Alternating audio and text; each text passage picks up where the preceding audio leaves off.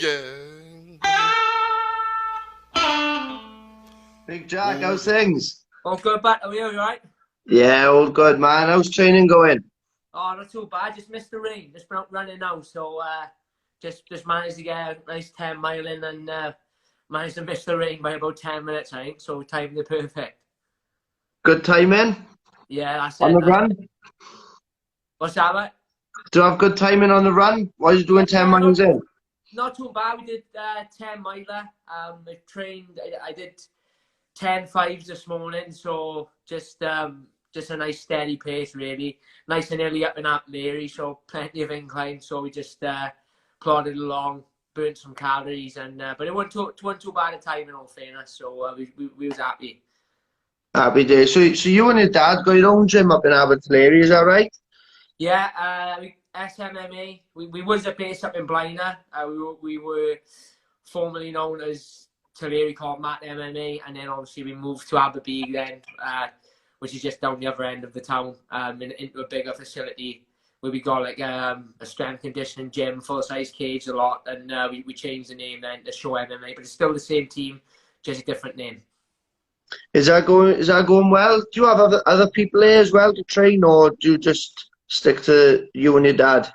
No, yeah, obviously before the lockdown, I think we had something like 200 members between obviously the MMA, the jiu-jitsu, and then the fitness suite upstairs. So we had good numbers, before we went to lockdown. Obviously now we can't meet a select few of us that can use it now.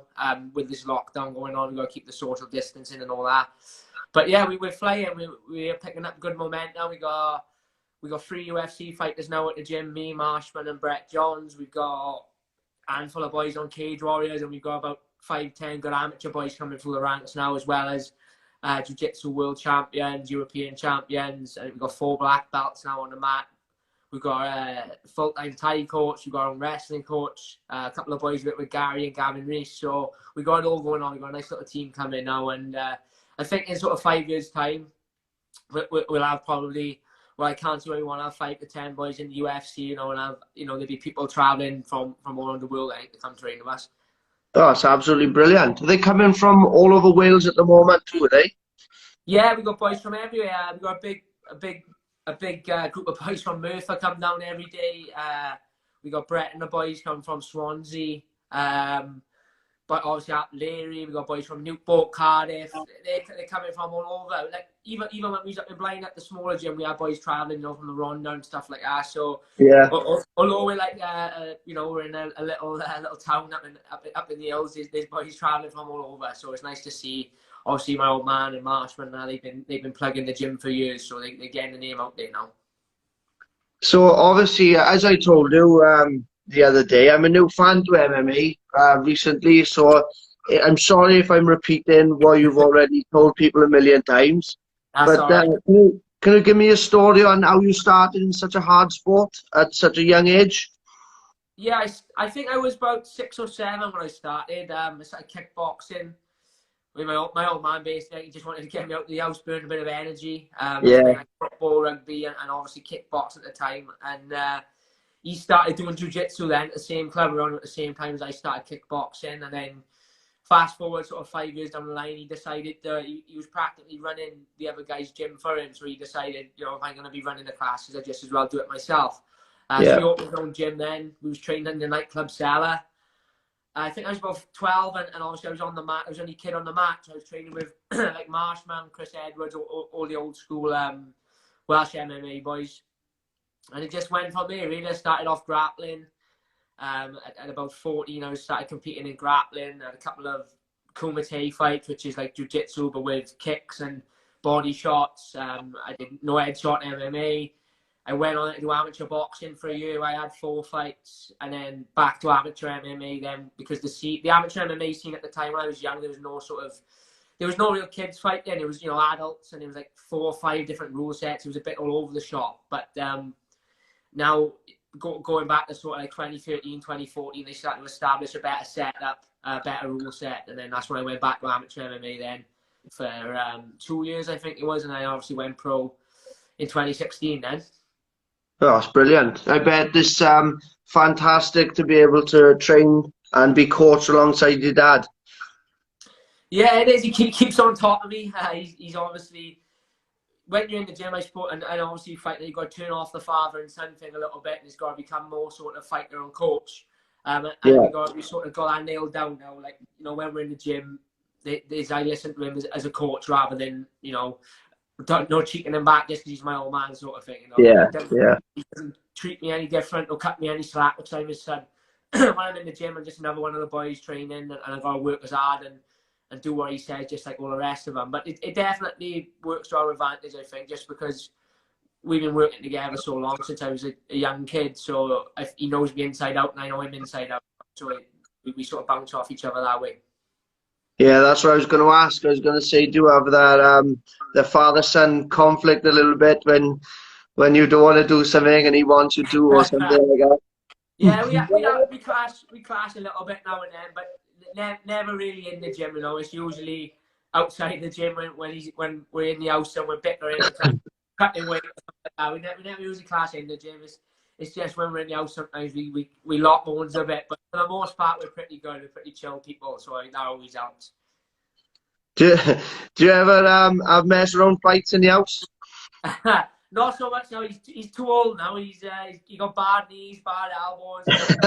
Going blind. All right, from you wrapping him up, is it? Yeah, he don't like me tying him up no. But going back when I was about 16, 17, I'd be laying there in the house on the Xbox or whatever. He'd come in and fucking throw something at me or punch me in the leg, and then it'd just go off from the air. We'd be fighting on a landing, smashing into the bedroom. You hear my mum downstairs shouting that, "If you fucking break anything, Yeah. you'll be out." So we had a couple of little scraps in the house, but slowly over the years, he started getting a little bit older. I started getting a little bit older. He started getting older. I was coming up, closing the gap on him a little bit. Back in the day, he used to tie me up and crush me. Yeah. That's brilliant. Do you also train your stand-up game with a very experienced man, Mr. Lockett?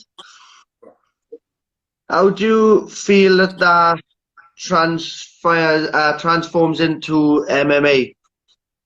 Yeah, I started with when I started with Gary. I was 1-0 as a pro, so it was probably going back about 4 years ago now. I did a little bit with Gavin Reese before for years. Yeah. He opened up because Gavin used to come up to our gym once a week and train us because he knows my old man quite well. But he ended up opening his own amateur boxing gym. Obviously, he got his pro license, so he was really busy with all that. So I dropped Gary a message online, my old man did, and we went down and met him. And I could just tell within like sort of 10 minutes of speaking to him that me and him were going to get on. And Yeah. you know, you look at his results as far as, you know, coaching, fighting himself and the boys he's coached, like, you know, Chris, Liam, Alex. You know, look at his track. I just knew straight away that if I wanted to improve my stand-up and my boxing, then he was the man to go and see. And evidently, like when I look back to my striking 4 years ago compared to now, you know, a lot of the reason my level have gone up so much is because of Gary. He's just a brilliant coach, really. Old school as well, a bit like my old man. Yeah. Says it how it is. Don't put up with no bullshit. And I think with me as well, he's really adapted. Like, he's helped me. Although he just teaches me boxing, he's switched on to sort of what sort of boxing skills I can take into the cage. You know, because not everything is transferable. There's certain things you can do as a boxer that you can't do in MMA, obviously with the kicks and the takedowns and stuff. But he's really good at helping me sharpen up those skills I can take into the cage. You know what I mean? Yeah, yeah. Because like even the stance and everything is slightly different. The positioning to throw shots, it's all slightly different. So Gary's had to adapt just as much as you, like. Yeah, like obviously, like you said, you can't. You're a lot more side on in boxing. Whereas in MMA, you've got to worry about the kicks to the front. Like you look at Nate Diaz, his stance is a lot more traditional boxing. Stanley struggles to check the leg kick, so stuff like that. Obviously, tucking up with the gloves, you got a little bit more padding on the boxing gloves. You can hide behind the gloves a little bit more. Obviously, with MMA, the 4 ounces, there's not so much shelling up you can do because the punches can still slip through. So you know, Gary switched on to sort of making sure I'm moving my head more rather than just standing still and covering up. You know, making sure I'm constantly moving. If I get backed up, moving out, stuff like that. So he's really clued up, and I think because he's calling me for a lot of my pro fights now. I think the more he sort of trains with me, he's switched on to what's happening with the MMA as well. So he's adapting my sort of training to that as well, which is obviously a good thing. That's brilliant. So you get on great with Gary. What's the relationship like you go with all the rest of the boys down there? Well, because I know Alex who speaks very highly of your abilities when he's seen you being padded and stuff. Yeah, good cracking bunch of boys. Obviously, I've done a bit of sparring down here with like Chris and obviously they're just all top quality boys down there. You look at the stable you got. Like, I know Liam doesn't train in no more, but when I first started, Liam was there, was British champion. Chris is now British champion. Like I've had a little spar with Chris a couple of years ago, and he was just fucking out. He was just like, you could just feel the level difference in how good he Yeah, is. yeah. And even the young boy, Alex is exactly the same. Obviously, you watch how good he is. And even the boys coming through now, like Reese, Merv, you know, he's got a couple of new boys signing now, Gary. All of them coming through. Fred, I've done rounds with Fred Evans, who schooled me for, you know, was very kind to me, but when we had a little spar. So Yeah, they're just so good at what they do. Like, although they obviously all they do all day every day is box, and I yeah, try to explain that to some of the boys at the gym and some MMA boys. You know, when they're talking about MMA fighters going to boxing. And I just try to say, look, it's a different world completely. Like, yeah, you know, if you think you can strike in MMA, you jump in there with a boxer the same weight who can strike, and that's all they do, and all they got to worry about is the hand. yeah, It's a different level. It would be like a boxer trying to come and have an MMA fight, you know. yeah, yeah, They're never going to survive. It'd be the same if I jumped in the ring and tried to fight one of the boxers in a boxing match. The chances are they're going to chin me out. So just yeah, to be around them and watch them boys hit the pads and watch them, you know, I stay on sometimes to watch them spar. It's just, you can pick little things up just watching them lot train. You know what I mean? yeah, Like I can go away then and try myself. So it's good to just be around them, and it's good to take it in and just mix it up a bit with the gym atmosphere. Obviously, I'm in my gym with my old man all day, every day. So to go down with Gary once or twice a week and get the atmosphere and feel, you know, thrive off the boys down there is good for me as well. It's a nice change of scenery as well. yeah. Like you said, with Chris Jenkins, he's very underrated as a fighter. So that's top quality sparring for you. Like if we look at his positioning, and he's always solid. He's always in a position to throw shots. So that kind of sparring for you is second to none. Like, Yeah, well, I call it sparring. I think it's more Chris just taking me around and helping me out a bit. You know what I mean? yeah, yeah, You know, if Chris wanted to, he could stick it all over me 100%. Same with Fred. You know, I've done rounds of yeah, him back last year. I was fighting the southpaw, and Gary said, "We'll check you in with Fred," and he could have stuck it all over me if he wanted. But they're good boys. They understand that I'm there to sharpen my boxing up for yeah, MMA, and they help bring me on as well. You know, just as I would if they came over to MMA and wanted to learn some yeah. grappling. You know, Exactly. Yeah. they're a good bunch. Sparring's all about learning. That's it. Yeah, yeah. I've seen some of your fights on the ground and pounds. I wouldn't like to be on the wrong end of them. I know that. Yeah. Well, that's what they say that to the boys. If I said to Gary, if you know, when I'm sparring, I say they start sticking on me, man, I'll just shoot in for a takedown. Just I end up to take an eye. Like they want to start sticking over me with the hand, I'll just shoot in. I don't care if it's boxing tomorrow. What would you say is your strongest attributes in MMA? To be honest, I like going back 2 years ago. I just said my grappling and my wrestling and my ground and pound. But I think I'm at the stage now where I'm very well all rounded, and I even see sort of my boxing and MMA. I see that as one of my strongest attributes because there's so many boys in MMA. They're good strikers, but they don't appreciate how to box. Yeah, When it comes to like distance control, finding your range, utilizing the jab, you don't see too much of that really until you start going to like, you know, the top 5, top 3 boys in each division. There's not many boys that could win the fight on a back foot jabbing, or, you know, they all sort of with a little gloves. I suppose the temptation to just step in the pocket and look for that knockout is always there. yeah, yeah, But I like to think, you know, I'm pretty well rounded. But I suppose if you was a fan looking in and watching my fights, you'd probably say my ground and pound and my ground control, my wrestling is my strongest attribute. But obviously, I like to think I'm working every day towards making sure that I'm fairly sound in every area. Which is like obviously, like I said, I'm new to MMA, but I like watching John Jones because he seems like an all-round fighter. He does everything. Yeah, well, John Jones is very similar to, I don't know if you know GSP.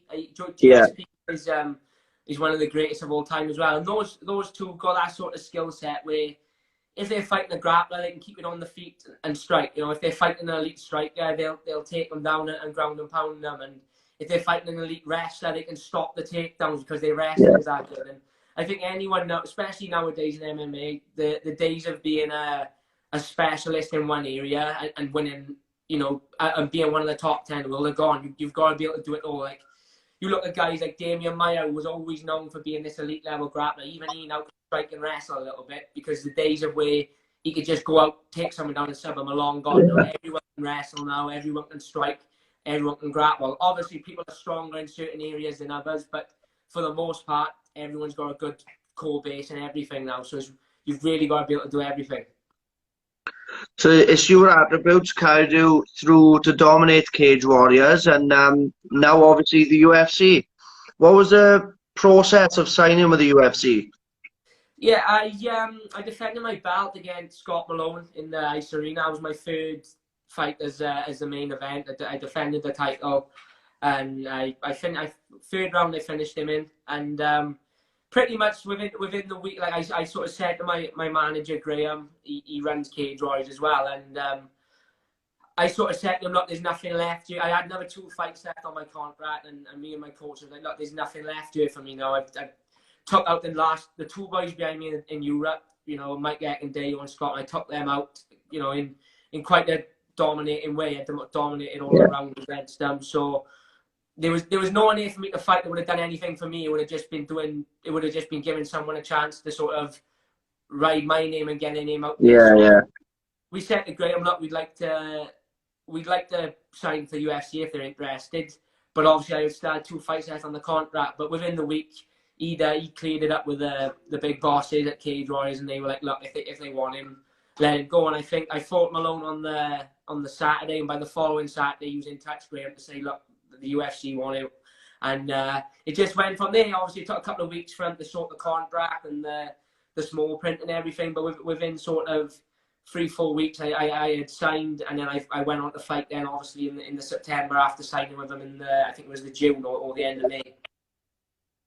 What was your emotions, you know, like boy from Abertillery, finally putting pen to paper on one of the biggest mixed martial artist promotions in the world? It was a dream come true. Like, I've obviously since sort of 9 years of age, I've always watched the UFC in my own man. Always been a fan. Like, I don't miss a show. Even today, I don't miss a show if the UFC's on. Sunday morning, I'm there watching it. So for years, you know, it's like for years, people have always said, "Oh, you'll sign for the UFC. You'll be the next one in." But until you know, it's all well and good people saying that. But in your own head, I suppose, until you actually put the pen to paper, you don't know if it's going to happen. So to have the contract come through, to print it off and sign it, it was a bit of a surreal feeling. Like a dream come true in a sense. Obviously, I've got other dreams and other goals as well. Like, I'm not saying that just signing for the UFC is enough. You know, I obviously don't want to go there and make the numbers up. But it was like something that, well, probably less than 1% of people on this earth will be able to say they've done is fight in the UFC. So to be able, like you said, be from a small town and a small gym that never had no funding or no backing off anyone apart from a couple of loyal sponsors, it was unreal, and it was testament to me. And I felt good for myself, for my coaches and my family and I as well, who've obviously put a lot of time into me, supporting me, because the money's not great coming up. You know what I mean? It takes a special kind of support system to get behind you when you're earning pennies for a professional fight. So like to sign and, you know, be able to make a full-time wage off it now is a dream come true. Was there any, or has there been any contact with Dana White, or do you just go through everybody else? Yeah, I never spoke to him personally. I know obviously he's the top dog, so he's got lots of people working for him. But my manager Graham, he does all the negotiating, all the sealing the dates, sealing the fights, sealing the money. So it all goes through Graham pretty much. I've had conversations with like the commentators and the matchmaker Sean Shelby, but never with Dana. But first time I see him, I'll be sure to introduce myself to him anyway. So he'll if you don't know who I am, you'll know who I am by the time I meet him. Yeah, it's a great attitude to have, man. You've got to put yourself out there now. That's it. Is that, like you said, even in the UFC, I think there's 600-700 guys on the roster, guys and girls. So, you know, it's easy to to blend into the background. You got to be able to make yourself stand out. So fingers crossed, another fight or two, and they should all have a rough idea of who I am by then. Yeah. So your first your debut was in Copenhagen, was it? Massive, Yeah. massive time in your life away from home. How was that whole experience? Yeah, I loved it. To be honest, I prefer to go away to fight. I prefer we was away for the week before. Obviously, they fly you out on the Tuesday, you fight on the Saturday. I prefer that. Like, you know, it is a tough place to be the week before a fight mentally and physically. You got to make weight, so you're not eating all the things. You're not filled up tidy. Yeah. You're bringing your weight down ready to cut that water weight Thursday night, Friday morning. So I prefer not to be around my family and my girlfriend, stuff like that. It's nice to be away from home, just focus on the task at hand. So yeah. My last 3 fights before that, I've obviously been in Wales, so I was in the house the week before the fight. So I preferred it in a sense. It was nice to be away from home. It felt like, the focus was more on the fight. There wasn't no outside factors going on. There was no media or nothing like I had to go through for the Cage Warriors fights. Because I went from the main event in Cage Warriors to the first fight on the card in the UFC. So it was nice to it felt like being an amateur again. It was nice to just turn up, emotions, and then just go out there and fight nice and early. So I enjoyed it. I enjoyed the whole week from obviously turning up, to signing the posters, to doing the photo shoot, to then obviously getting the win and celebrating afterwards. Since that, have you been told how active you will be, or is it a certain amount of fights that you signed on the contract? I've signed a 4-fight contract, but obviously with the UFC is cutthroat. So I mean, you could lose 2 fights in a row in the UFC and they can cut you. So it doesn't necessarily. I mean, because I won my first fight, I should imagine I'll have all 4 fights. But you can sign an 8-fight contract then and only do 2, 3 of those fights. That doesn't mean to say you're guaranteed all 4 fights. But I like to stay active. Obviously, I was due to fight in March, but unfortunately got cancelled. And I'm hoping now that I can get out to the fight island and fight, fingers crossed. Obviously, I know all this COVID-19 has slowed everything up a little bit. So if I can get out there and continue the ball rolling, even though all this is going on, then that would be ideal as well. Going back to what you said not long ago about the pay, I know there's been a lot of debate lately. What do you think about the pay?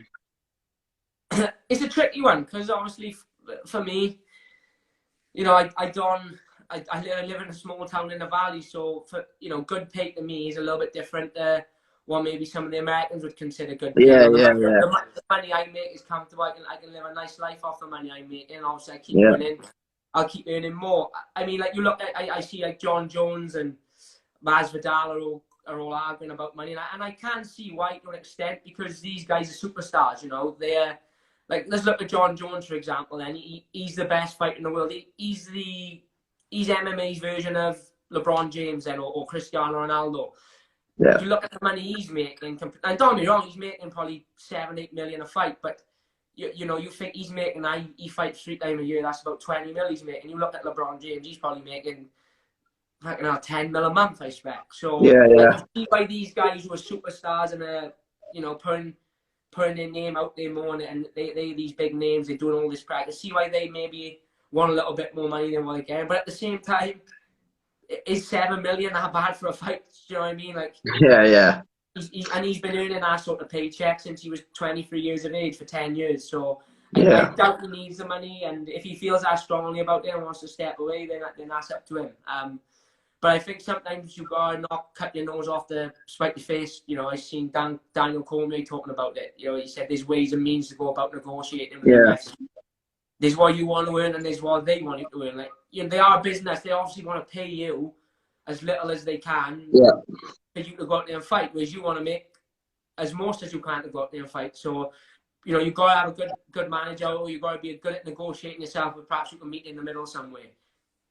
Do you think they may be looking at your Canelos, your Anthony Joshua's, your Floyd Mayweather's, and thinking that's the kind of money they deserve?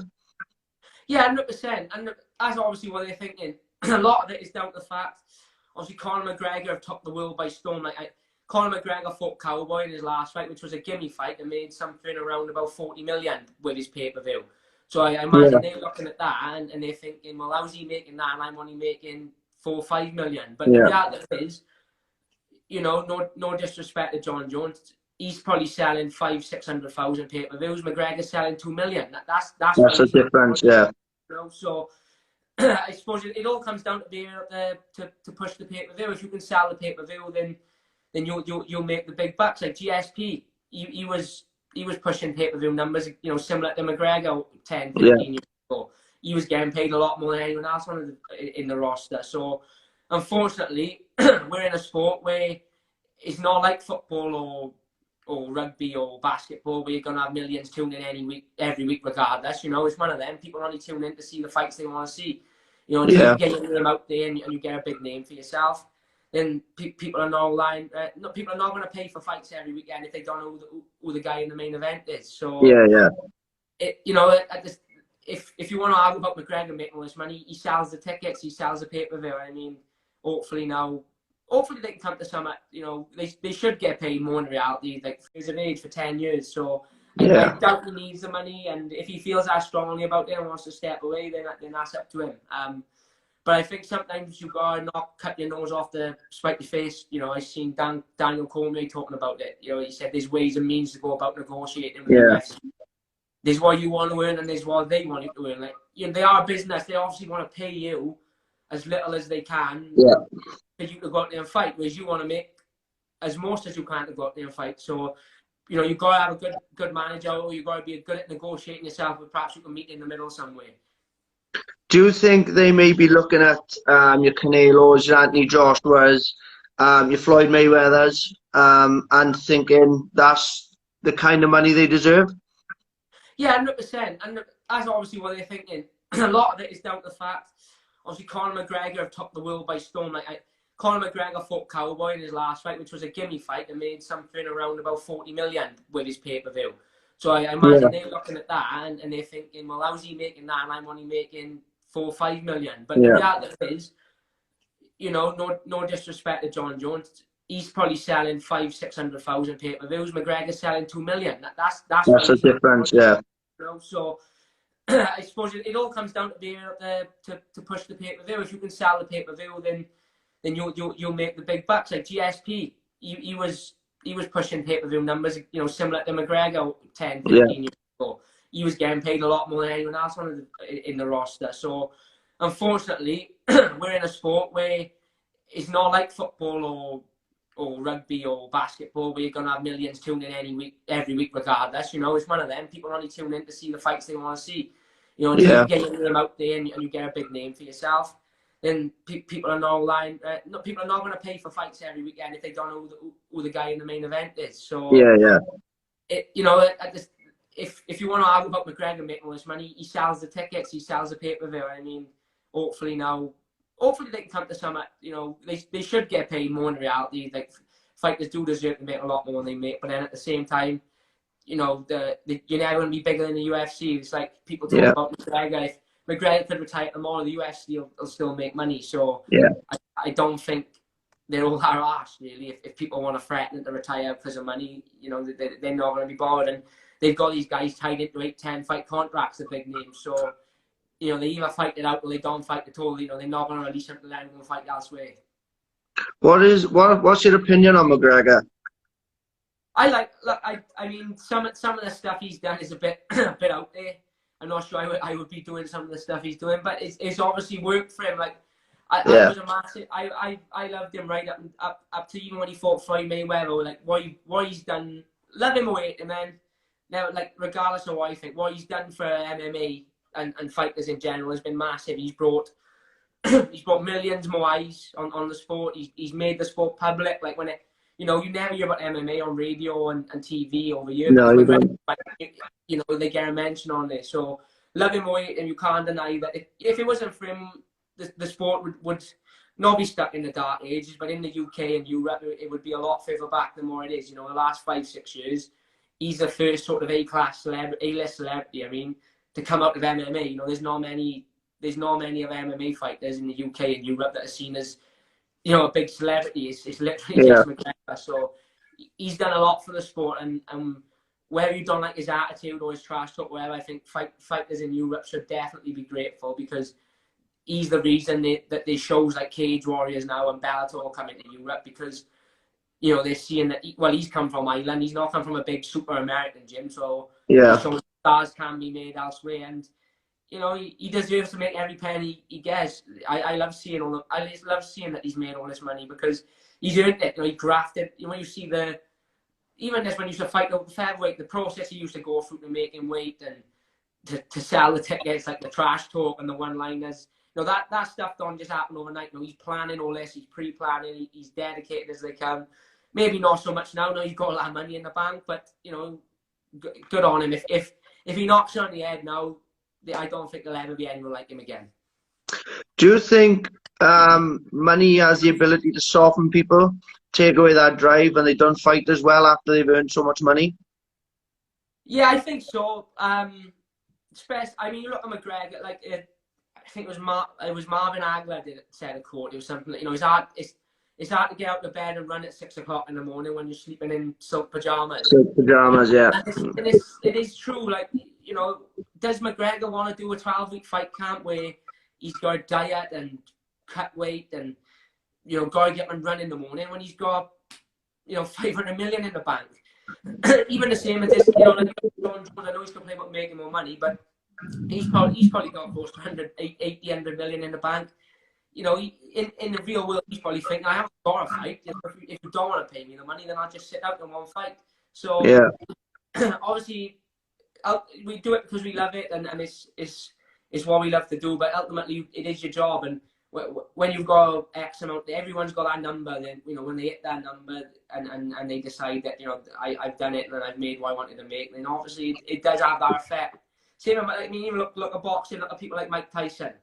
You know, there's no way you can tell me he had the same anger in his heart when he had 300 million in the bank compared to when he had $3,000 in the bank. It's completely different. You know what I mean? So it definitely does take away the desire. I'm not saying for everyone. You look at people like Khabib, Ben, who've been brought up hard and have grown up in it. You know, Khabib's made a good couple of million in the last couple of fights. I can imagine he's still training as like a lunatic, like he always is. But will it go on forever? Probably not. I think the smart ones make their money and get out young, because a lot of people, you know, that desire is not there, but they're still chasing the wage, or they're still chasing the money, fighting but not preparing properly. And you definitely see it a lot, especially the older guys like Chuck Liddell, Anderson Silva. They definitely fighting well past their prime. And I'm not saying this that they don't love the sport. I think they're just chasing that pay packet. And you know, when you've got, if I had £1 million in the bank, I probably wouldn't train as hard as I train if I had fucking £1,000 in the bank. So I can definitely see why people say that it takes a bit of desire away. I think it's different for us coming, like you said earlier, it's different for us coming from where we have than these multi-millionaire countries who, you know, there's so many millionaires around. That's all they see, innit? They see all these rich people, and that's what they want. Yeah, that's it. It's a little bit like the environment you grow up in. Obviously, your desires are different. Like some people got a desire of being world champion and the best in the world. Some people got a desire of making enough money where, you know, they can call themselves a millionaire, and that's that. It all depends what you want from the sport. But sometimes you have that desire to want to be world champion, and you start making this money, and perhaps your desire changes, and your desire goes from wanting to be the best in the world to wanting to make, you know, the most money you can make. And you see it a lot in boxing as well. Like how many fights, you know, don't happen because of money. Is, you know, if you really want to know who the best in the world is, the champion should be fighting the champions. But you don't see that a lot because money gets in the way, and the promoters want to make money, and the fighters want to make more money. So there's a lot more to it than people think, you know, as far as money and politics go. Who's your idol in the sport, Jack? I've got a few idols. I mean, my old man, obviously, growing up, always looked up to him. He fought himself, so I always looked up to him. People like Jack Marshman, Chris Edwards, Martin McDonough, all pro fighters from my gym, and were fighting on Bama and Cage Royals when I was just a kid. And I mean, I know Martin in the UFC now, but like Chris and Martin never made it sort of to the elite level of the sport. But I still always grew up looking up to them. Brett Johns is another one. In the UFC, people like Frankie Edgar, Nate Diaz, I look up to. Just people who keep it real, mainly is the ones I try and, you know, I take inspiration from. People who don't put on the act, you know, don't play up for the cameras. They are who they are. Like, you know, Frankie Edgar and Nate Diaz are two completely different personalities, but I love them both because they are what they are. You know, Frankie Edgar's an humble guy, respectful guy. Nate Diaz is a bit of a thug, but there's no bullshit with him. You know, he Yeah. doesn't. He's not putting on an act. He's respectful to an extent, but if you want to get up in his face, then he's happy to do that as well. He's not coming out with, there's too many people now trying to act like McGregor and trying to act like the tough guy, trying to make a bit of extra money, but it doesn't come across natural. So obviously the local boys are up to the Welsh boys and then bigger names as well who keep it real. I got a last question, and then I got a question from one of your fans. How can I put this? If someone said to you, your next fight has to be your last fight, but you can fight anybody in the world, and that's the fight that will seal your legacy, who would that be? Who would you fight? I've had that question before, a similar question, and I just mentioned him. It would be Frankie Edgar, just because he's down at bantamweight now, and he is generally someone who I've looked up to since I was probably 13, 14, when he was the lightweight champion. Yeah. He's never had an easy run. Every fight he's had has been a dangerous one. They always put him against the next best thing, and more often than not, you've seen him come out on top. And I just love his attitude. The way he fights, he's just so respectful. He's a family man. He keeps himself to himself. He's just someone I've been a massive fan of for years. And the fact now that we're in the same company and he's at my weight, and maybe I'll miss him in the sense of he's come to the end of his career and just started mine. Maybe I'll miss him, but if I ever did get a chance to step in there and fight him, win or lose, it would just be a privilege and an honor just to share the cage with him. In boxing, they kind of call that passing the torch. When a legend is on their way out and the up-and-comers come in and beat them, and they passing the torch on to them. It would be one of them. I think if I didn't have to fight, I'm not saying that I wouldn't want to beat him, because obviously I'm not going to go in there to lose, but it would be, like you said, a bittersweet one in a way, because it'd be as awesome as it'd be to be in there with your idol or one of your idols. To see him sort of at the end of his career and to perhaps beat him, then I don't know. I think it'd be a tricky one probably. It'd definitely be a fight though that if they did sign it, then it would be a dream come true. So I got a question back from a fan of yours, Thomas Williams. Do you think it's fair Aldo got a title shot over Moraes? Is it? Even though Marlon beat Aldo? Look, it's one of them. I think I've watched the Aldo and Moraes fight, and Moraes beat him on paper. You could argue it went either way, but the way UFC is going at the minute is it's not as straightforward no more as if you're number one or number two, you get a fight. It's gone from being owned by Zuffa now to WME, and WME is more of an entertainment company in a way, so they want to make these super fights. But I think the reason Aldo's got a fight is because obviously Henry Cejudo called him out. They seen that as a big money fight. Obviously Aldo couldn't make it over, so Cejudo fought Dominic Cruz and retired. So if Cejudo hadn't called Aldo out, they probably wouldn't give Aldo the fight. But the reason, they put Aldo in the fight for the belt against Cejudo. Now Cejudo's gone on and retired. I feel like they're just sort of honouring Aldo. This is his last chance to win a title. And look, it is what it is. It's not like, there's Moraes, even you give it to Moraes, he beat Aldo in his last fight, but he lost for the belt the fight before. So you could argue that maybe he doesn't deserve a title shot at the minute. Even maybe he needs another win. So I would like to see just wait it out and give it to someone like Aljamain Sterling, who had a big win on the weekend, or 2 weekends ago. So, but it is what it is. We're in mad times at the minute. I think it's more of with the COVID and the pandemic and everything, I think it's more of a case of who's ready to fight at the minute rather than who deserves the title shot. Is who's a good name that we can put in that's willing to fight. In boxing, if you're coming off a loss, you can't fight for a world title shot. Is that the same in MMA? If you asked me a year or so ago, it's not a set in stone rule. I would say yes, an unwritten rule. You would never hear of someone coming in for a title shot of a loss unless it was an immediate rematch. Right. Of course. But obviously that's not the case now. I think it's happened. I think even Dominic Cruz, even though he fought Cejudo in his last fight, he came in off a loss. But I think it was a case of Aldo couldn't fight and he was ready to go on short notice. So it is what it is at the minute. I know a lot of people get up by it, but Aldo's a legend, and if they want to give him a title fight, he's probably not gonna have many fights left. If they want to chuck him in for a title fight while he's still looking sharp enough to fight for a title, then I'm not going to complain. especially if he's dedicated his whole life to it and his whole career. Well, that's it. You know, he's fought at the pinnacle of his sport for probably 10, 15 years between the Yeah, WEC and the UFC. And every fight he's had has been against someone in the top 5. So, you know, his track record speaks for himself. He's only ever lost to, like, you know, people you could argue is pound for pound best. You know, but like we lost to McGregor all the way. So and obviously lost to Marias, but a lot of people thought he won that fight. So like you said, he dedicated his life to it. He's a legend in the game. So let him go on and fight for it.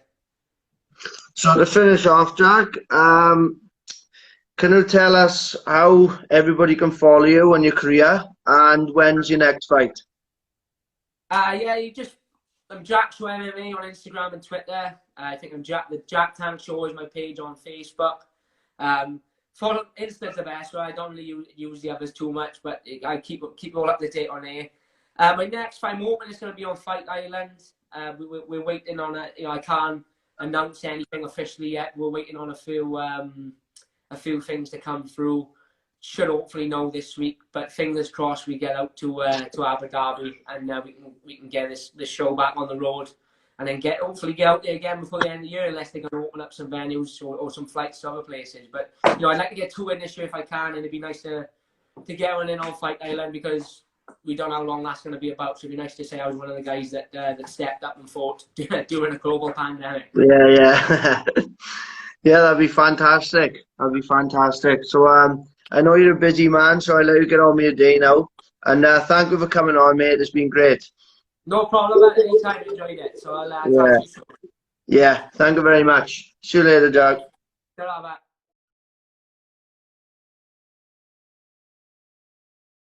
Oh, yeah. Oh, yeah.